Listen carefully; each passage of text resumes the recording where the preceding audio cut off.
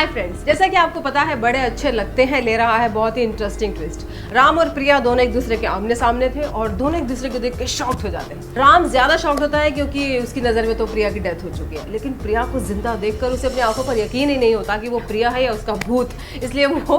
बेहोश हो जाता है और बेचारी प्रिया को राम को उठा के हॉस्पिटल लेके जाना पड़ता है। इधर रजत प्रिया को फ़ोन करने की कोशिश करता है, उसे बताने की कोशिश करता है कि वो कितना उसे चाहता है, उसकी क्या क्या फीलिंग्स हैं उसके लिए, लेकिन अनफॉर्चुनेटली प्रिया उसका फ़ोन नहीं ले पाती और रजत का मैसेज वॉइस मेल पर रिकॉर्ड हो जाता है, जो कि फिलहाल तो प्रिया के कानों तक नहीं पहुंचा है। इधर प्रिया क्योंकि हॉस्पिटल में बिजी है पूरी तरह से राम की टेक केयर करने में, रजत को पता चलता है कि प्रिया राम को हॉस्पिटल लेके गई है, तो वो भी हॉस्पिटल पहुँचता है और देखता है कि प्रिया किस कदर टेंशन में है और डॉक्टर से कह रही है कि राम उसका हस्बैंड है। ये देखकर उसे भी शॉक लगता है। इधर डॉक्टर्स प्रिया को बताते हैं कि राम की कंडीशन काफ़ी क्रिटिकल है और उसे काफ़ी सदमा लगा है, इसलिए वो इतनी जल्दी उस सदमे से बाहर नहीं आएगा, हो सकता है कुछ वक्त लगे। जादू की छड़ी घूमती है और बेचारी छोटी सी पीहू जाके राम को हक करती है और इतना बड़ा राम छोटी सी पीहू के हक से होश में आ जाता है।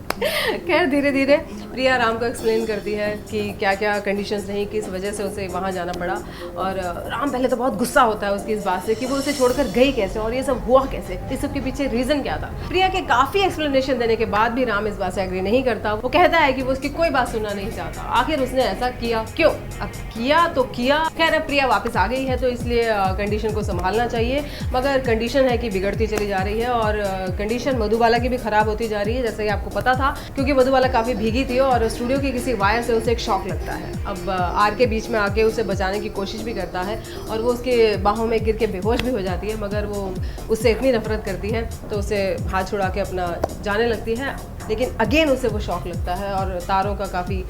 बड़ा सा एक ब्लास्ट होता है और आर के किसी तरह बीच में आके मधुबाला को बचाता है, मगर मधुबाला फिर भी उसे दूर जाने की कोशिश करती है, लेकिन आर के उसे बताता है कि किस तरह उसकी फीलिंग्स उसके लिए जाग रही हैं, मगर मधुबाला इस बात से शायद अभी तक अनजान है। खैर आर के की फीलिंग्स क्योंकि अपनी जगह जाग रही हैं, इसलिए वो मधुबाला से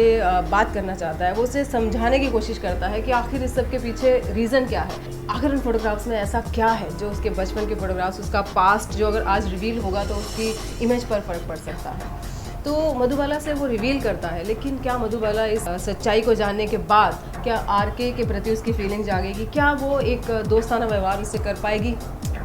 यू नेवर नो। खैर अब आर के क्योंकि धीरे धीरे बदल रहा है तो मधुबाला भी शायद हो सकता है कि धीरे धीरे लाइन पर आ जाए। खैर मधुबाला इश्क एक जुनून, आखिर क्या लाता है रंग, देखते हैं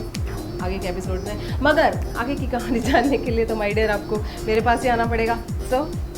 क्योंकि कोई भी खबर मेरी नज़र से नहीं छूटी। So subscribe this channel, like this video and leave your sweet comments. See you next time, take care.